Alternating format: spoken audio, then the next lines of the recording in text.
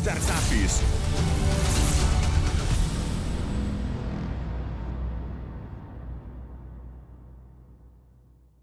E aí, exército de obstinados, como você está se portando na sua vida? Como protagonista ou como mero espectador? Como apenas funcionário ou como CEO da sua carreira? Já parou para pensar nisso, amigo? Eu quero conversar sobre esse assunto com você, mas vai ser no final do programa, viu? Vamos ficar sabendo como as pautas de ESG estão ajudando as startups. Com a nossa agenda, você sempre fica por dentro dos grandes eventos. E agora você vai ficar bem informado com o Radar de Notícias.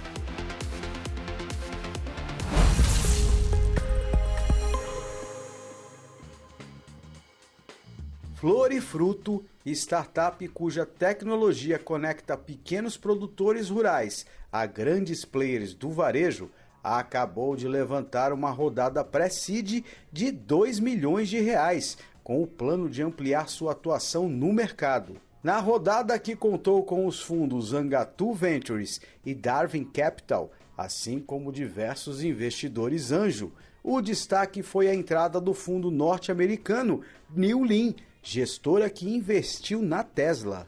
Com os recursos do aporte, a Agtech pretende expandir o negócio, ampliar portfólio de produtos e trazer mais pessoas para o time, que atualmente conta com 12 colaboradores. A 180 Graus Seguros acaba de conquistar a licença definitiva da Superintendência de Seguros Privados, a SUSEP, para atuar como seguradora. Com o aval, a 180 Graus está autorizada a construir e emitir qualquer tipo de seguro em todo o país. A Insurtech se enquadrou na categoria S3, de empresas de menor porte, cujas provisões técnicas são inferiores a 0,2% e os prêmios ficam abaixo de 0,9% do total do mercado. Segundo Mauro Levi D'Ancona, fundador e CEO da startup, ao operar como seguradora S3, a 180 Graus Seguros terá ainda mais autonomia para desenvolver, gerir e oferecer soluções personalizadas e flexíveis. Quem está imerso no ecossistema de inovação e, consequentemente, no universo das startups, certamente já ouviu falar sobre os conceitos de cliff e vesting. Afinal, no mercado é bem comum o uso de contratos de opção de compra, conhecidos como stock options, para oferecer para os parceiros interessados a aquisição de parte de uma empresa. Basicamente, os dois conceitos são modalidades contratuais, comumente firmadas entre as partes envolvidas na sociedade de uma organização, que apresentam, sobretudo, riscos consideráveis, altos investimentos e até mesmo incertezas quanto ao sucesso do negócio. Neste sentido, cliff e vesting são definidos como cláusulas que determinam as possibilidades de uma participação societária, a partir do cumprimento de critérios pré-estipulados. As pautas de ESG desempenham um papel fundamental no impulsionamento das startups. Em primeiro lugar, a ênfase nas questões ambientais permite que as startups adotem práticas sustentáveis desde o início. Isso inclui a implementação de estratégias de economia de energia e usos de materiais recicláveis e a minimização do impacto ambiental em suas operações. Além de contribuir para um futuro mais sustentável, essas práticas também podem reduzir os custos operacionais e, é claro, aumentar a eficiência, tornando as startups mais atraentes para investidores preocupados com responsabilidade ambiental. Meu nome é Emerson, fundador e CEO da Salter. Estou aqui para falar um pouquinho sobre ESG, o acrônimo para meio ambiente, social e governança. ESG surge em 2006 a partir de um documento da ONU que dizia Princípios para Investimentos Responsáveis, que começa a direcionar questões de impacto que as empresas causam no meio ambiente, na vida social das empresas, das pessoas e como elas se organizam em relação à sua governança. A partir desse momento, várias empresas passam a ter uma preocupação maior com o que diz respeito ao impacto que elas causam no meio ambiente que elas atuam.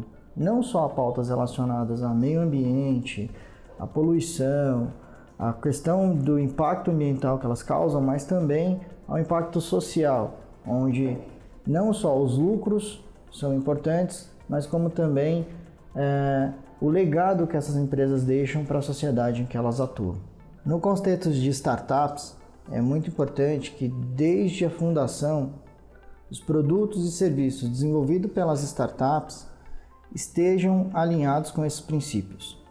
Então, é comum ver, por exemplo, os temas como diversidade, equidade, preocupação com o impacto ambiental, que esses produtos e serviços estão sendo desenvolvidos e a forma como eles se interseccionam e se relacionam com os seus clientes, com os seus colaboradores e com todos os seus parceiros de negócio. Um ponto importante no desenvolvimento desses produtos, por exemplo, é olhar para a eficiência energética de como essa cadeia produtiva se estabelece.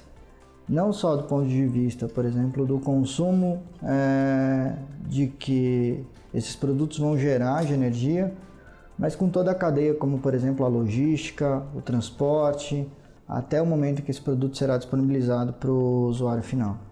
Uma questão importante também é entender como esses produtos estão sendo construídos, como esses serviços estão sendo construídos e o impacto que eles estão causando nesse ambiente onde eles se dão.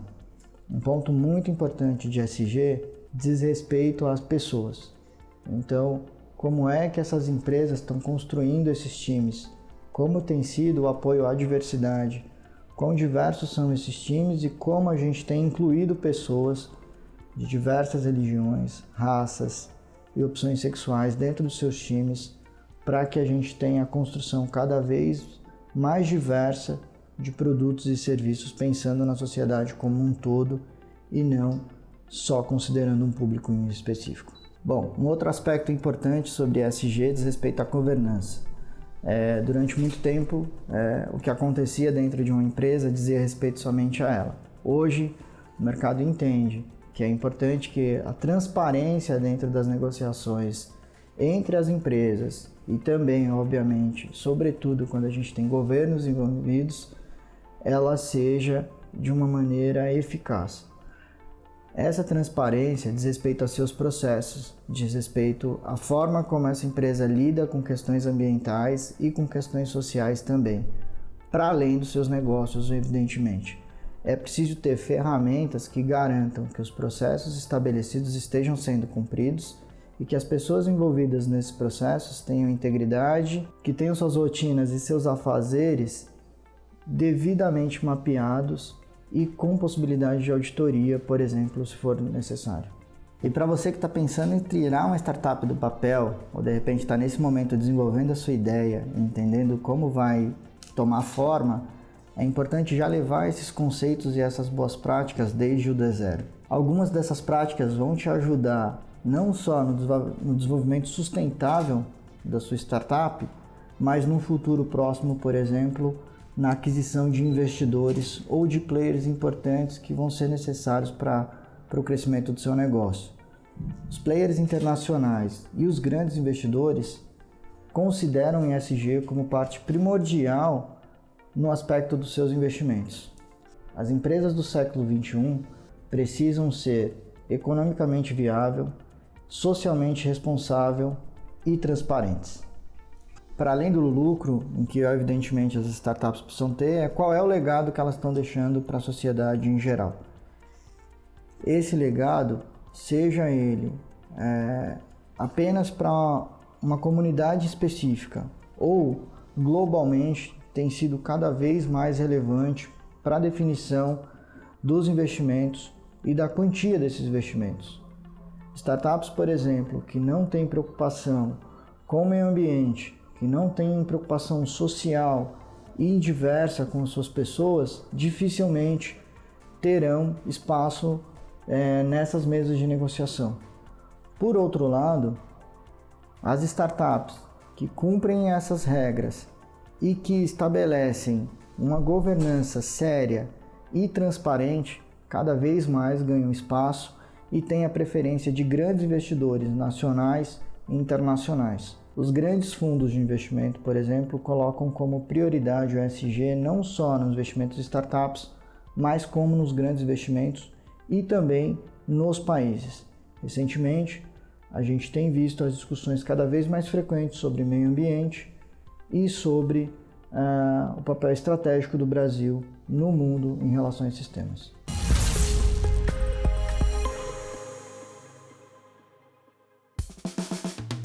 Nos dias 2 e 3 de junho, acontece em Alphaville, São Paulo, a Christ Summit, Convenção Internacional de Empreendedorismo Cristão, com expectativa de reunir 3.000 pessoas. O evento tem como um dos coordenadores o empreendedor Janguier Diniz, fundador e controlador do grupo Ser Educacional. Com presenças confirmadas de Pablo Massal, Cacá Diniz, Kaiser, Paulo Machado, Karina Bach, João Kepler, entre outros. Ingressos e mais informações, acesse o site. Você não pode ficar de fora deste evento. Cara obstinado, você que é empreendedor e tem uma ideia inovadora, não pode ficar de fora dessa, viu? Chegou a grande chance de mostrar o seu empreendimento para todo o Brasil. As inscrições para a Batalha das Startups terceira temporada já estão abertas. Acesse o QR Code que está na sua tela e faça agora mesmo a sua inscrição. Firme o passo e pegue o ritmo e seja obstinado que dá. Startups.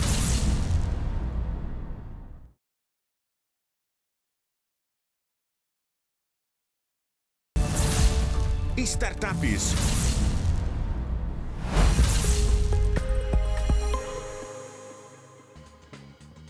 A Novidá, HR Tech, que utiliza inteligência artificial e IoT para o gerenciamento de equipes operacionais, decidiu repaginar seu propósito e se posicionar no mercado em linha com a maturação de seu crescimento nos últimos 2 anos. Em 2022, a receita saltou 450% em relação ao ano anterior. No mercado desde 2016, a startup sempre foi vista como um sistema de controle e automação de times operacionais em fábricas, construções, enfim, em qualquer ambiente onde seja crucial a supervisão operacional ativa das equipes. Agora, a Novidá assume um posicionamento de ser uma ferramenta de gestão que ajuda a cadeia como um todo, especialmente o operador. Segundo o CEO da companhia, Fábio Rodrigues, a necessidade de fazer um reposicionamento de marca e produto se deu após a empresa ser acelerada pela 500 Startups do Vale do Silício, em 2020, que lançou uma provocação sobre quem era o cliente final da Novidá. O mundo continua enfrentando a crise pós-Covid e, de acordo com o levantamento do Fórum Econômico Mundial, 63% dos economistas-chefes esperam uma recessão global em 2023, puxada principalmente pela Europa, Estados Unidos e América Latina. O Banco Mundial previu um crescimento médio do PIB de 1,7%, o ritmo mais lento fora das recessões de 2009 e 2020 desde 93. No geral, as tendências macroeconômicas podem ter um impacto significativo no investimento de capital de risco, influenciando tanto o nível de atividade quanto os tipos de startups que recebem financiamento. Quando a economia está crescendo e há ampla liquidez no mercado, a atividade de capital de risco tende a aumentar. E isso ocorre porque os investidores estão mais dispostos a assumir riscos e investir em startups de alto potencial. Em 2022, Os bancos brasileiros investiram 34,9 bilhões de reais em tecnologia e esse montante deve superar os 45 bilhões este ano, o que significa um crescimento de 29%. É o que mostra a primeira etapa da tradicional pesquisa de tecnologia bancária da Federação Brasileira dos Bancos, a FEBRABAN, realizada em conjunto com a consultoria Deloitte. A estimativa foi calculada com base nos valores indicados pelos 16 bancos participantes da amostra, que juntos representam 84% dos ativos bancários no país. De acordo com o estudo, o orçamento destinado às instituições à área teve uma das maiores altas dos últimos anos, 18% ante 2021. Com o avanço impulsionado por implementação de recursos que atende a necessidades de escalabilidade e flexibilidade para os bancos, como cloud e inteligência artificial. Cara obstinado, você que é empreendedor e tem uma ideia inovadora, não pode ficar de fora dessa, viu? Chegou a grande chance de mostrar o seu empreendimento para todo o Brasil. As inscrições para a Batalha das Startups terceira temporada já estão abertas. Acesse o QR Code que está na sua tela e faça agora mesmo a sua inscrição. Firme o passo e pegue o ritmo e seja obstinado que dá. Entre os dias 16 e 19 de outubro, no Expo São Paulo, acontece a Feira do Empreendedor Sebrae. A feira será realizada de forma online e presencial, sendo o evento perfeito para aqueles que desejam entrar no mundo do empreendedorismo e, é claro, aprender muito sobre a arte de empreender. O evento irá durar 4 dias em um espaço de 51 mil metros quadrados, com mais de 120 expositores, 12 salas de palestras, mais de 40 oficinas diferentes e 30 startups com negócios inovadores. É claro, você não pode ficar de fora. Olha só, amigos obstinados, um ponto que eu sempre defendo é que nós devemos assumir a liderança e o protagonismo da nossa vida. Você não pode apenas agir como um espectador, deixar a vida passar e ir embora sem fazer nada. Como eu falo aqui no meu livro, O Código Secreto da Riqueza, a caminhada rumo ao seu destino é só sua e somente sua. Perceba que você nasceu para ser o condutor, o líder, o fiador e o avalista do seu destino.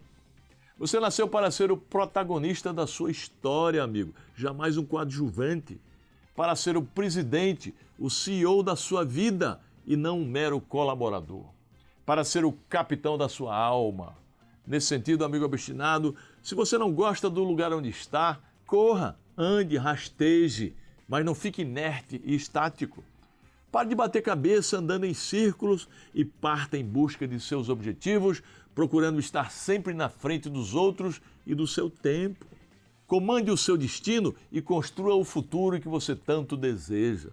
Porque o verdadeiro vencedor obstinado é aquele que assume a responsabilidade pela sua vida. Ele toma para si o controle e pavimenta o caminho que deseja percorrer. Isso porque ele tem muito claro na sua mente aonde quer chegar. Portanto, amigo, mexa-se. Ocupe o posto de CEO da sua vida com dignidade e força. Trace o rumo que deseja e trabalhe bastante para isso. Não se contente com o papel de coadjuvante, viu? Avante, obstinado!